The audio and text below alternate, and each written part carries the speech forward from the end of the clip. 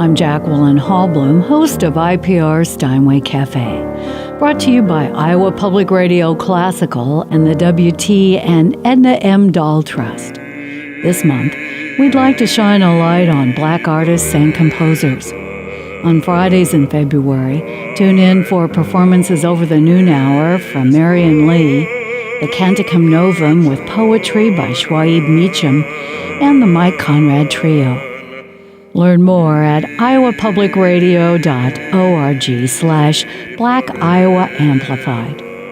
As we start this month, we also wanted to pull this interview with Iowa's own Simon Estes about his experience growing up Black in Centerville, Iowa. Let's listen. So, give us just a thumbnail sketch, a quick view of growing up in Centerville and what your life was like, your early life was like in Iowa. Well, as you know, Centerville was, and a lot of people don't know that, it was a big Ku Klux Klan town in the 20s.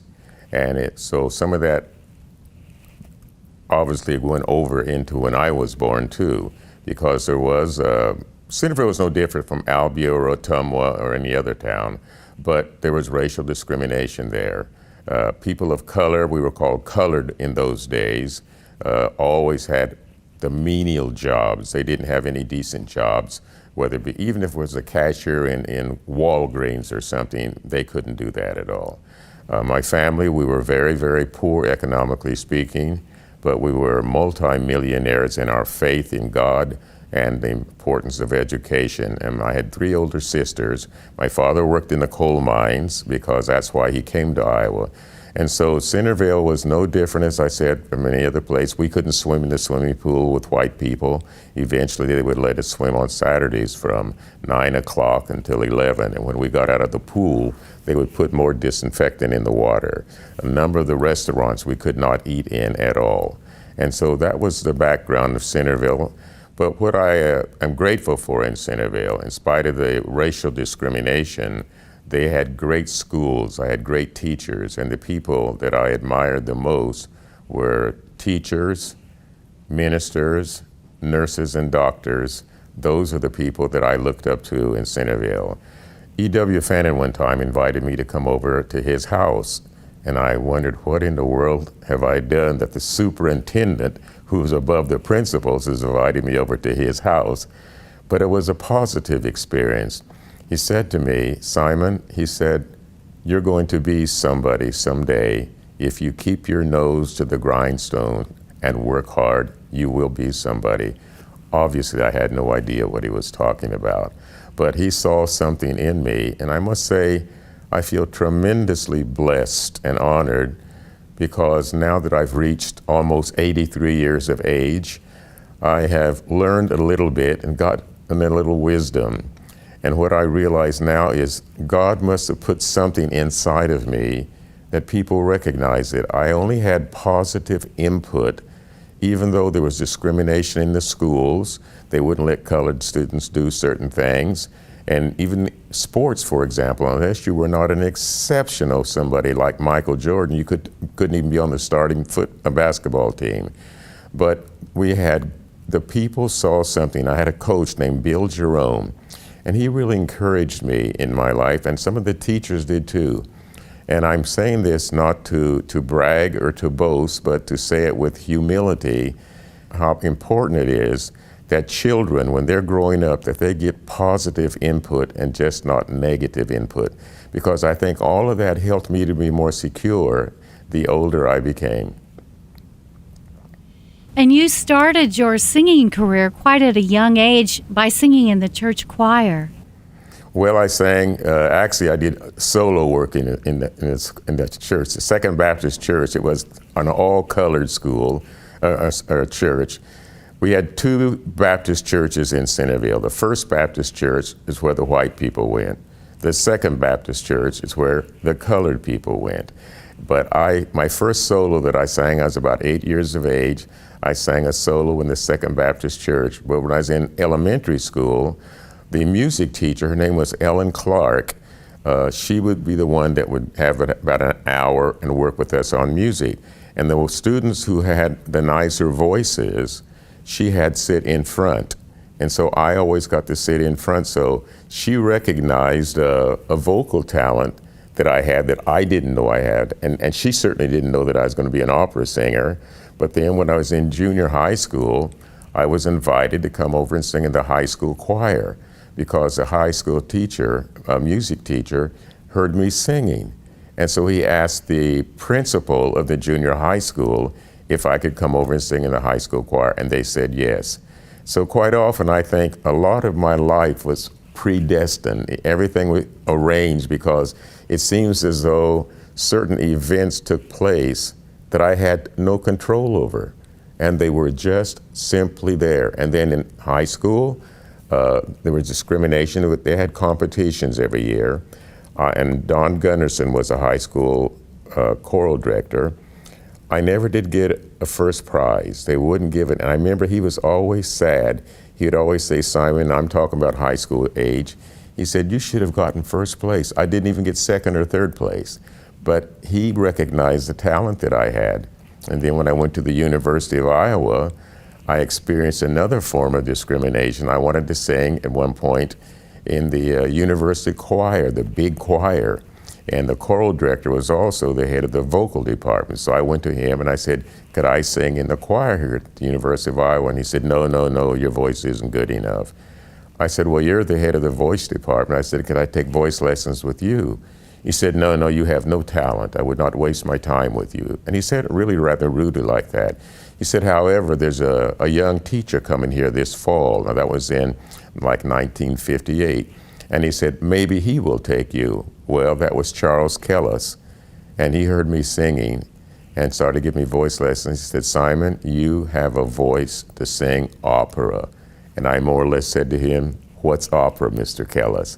So he played some recordings of great opera singers for me and a symphonic recording. And after I heard this music, I said to Mr. Kellis, I really like that stuff. I just called it stuff. And so he was the one who worked with me for 2 years at the University of Iowa and arranged the audition at Juilliard School of Music. And I went out to Juilliard School of Music in 1963. And Mr. Kellis came to the University of Iowa in 1961.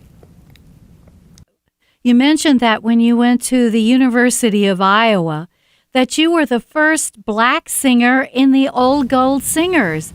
And that was a new thing that happened at the University of Iowa. Yes, it had been in existence for a short period of time, and Gerald Lawson was the director of the Old Gold Singers, and he heard about my singing. So I sang an audition for him, and he wanted me to sing with the group. It was a group of singers, about 22.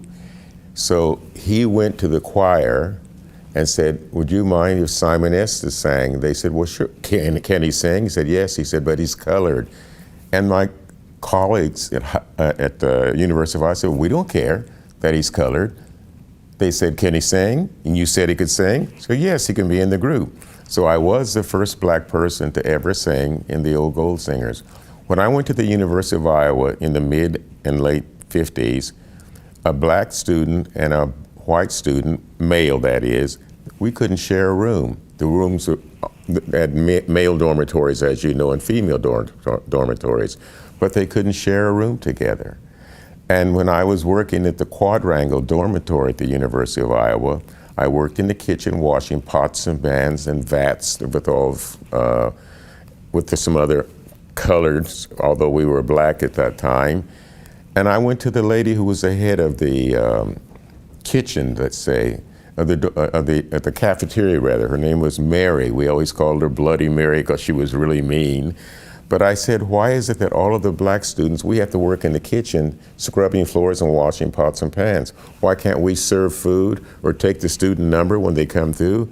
She said, oh, because you always come late. I said, I can't believe all of us came late.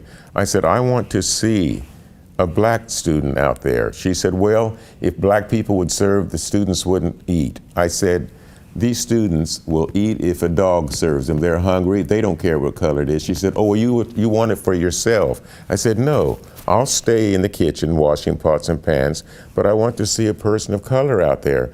And she was just vehement about not letting that happen, I said, well, I'm a member of the student council. I'm going to bring this up. Well, then she changed her mind. She said, all right, then I'll hire one. And if he makes a mistake, I'll hire one. If he makes a mistake, she said, I will fire him.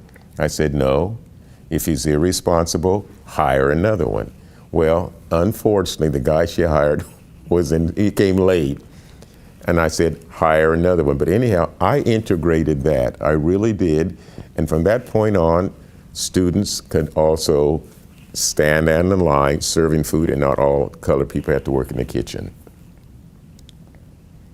So what role do you think that white allies and musicians have to fight against racism in Iowa and in America?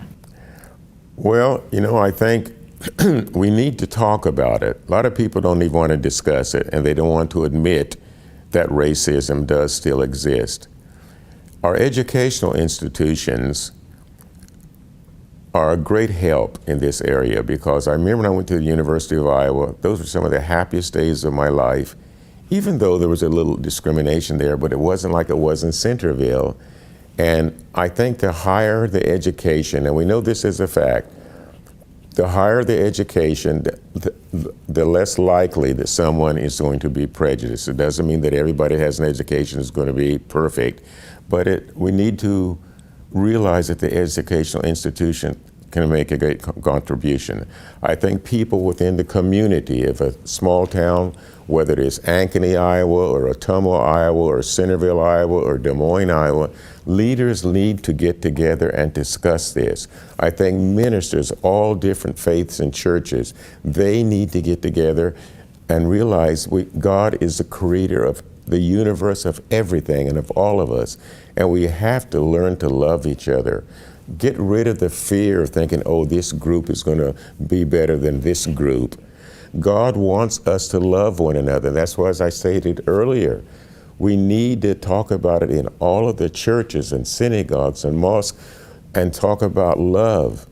And we need to realize that people should live together in neighborhoods. I think it's terrible today that we still have ghettos in this country. And I think people who are really blessed with wealth, they need to make contributions to help bring up the standard of living of people who are less fortunate, because everybody can't be a multimillionaire or a billionaire. But I think those of us who are blessed, I'm not a real rich person, but what I do have, I share. And I don't do that wanting somebody to pat me on the back and say, great job, Simon. No, I do it out of love. But if we don't communicate, if we don't talk about it, it's just absolutely not going to suddenly disappear. Is there anything that you would like to add, Dr. Estes? I would just say, let us try to love one another. Let us be kind. If someone hurts us, forgive. If they ask for forgiveness, then we must forgive. And help. Even if you have to go to somebody and give them $10 to buy food for a family, which wouldn't be very much, do it. We can all share. And those of us who are blessed, I really believe we have a responsibility to help other people. And go to the homes. I go sometimes to nursing homes and talk to those people. And I go there and I sing for them. And I don't charge them anything, because they're sitting there, they don't have family members. I've done that in various cities here in the United States. And in Iowa, I've gone to nursing homes, because those people need to have somebody come and talk to them. We are all put on this planet, as I said, to help one another, to love one another, to share with one another, to care, to be kind, and to be forgiving if someone makes a mistake. We could almost have heaven on earth. Let love have a chance. And love is kind and patient. So my suggestion to people, please love one another. Don't see skin color or nationality. See another human being who has needs that you also have, of food and education and shelter and clothing. These are basic needs that all of us have. So let's share all of that with one another.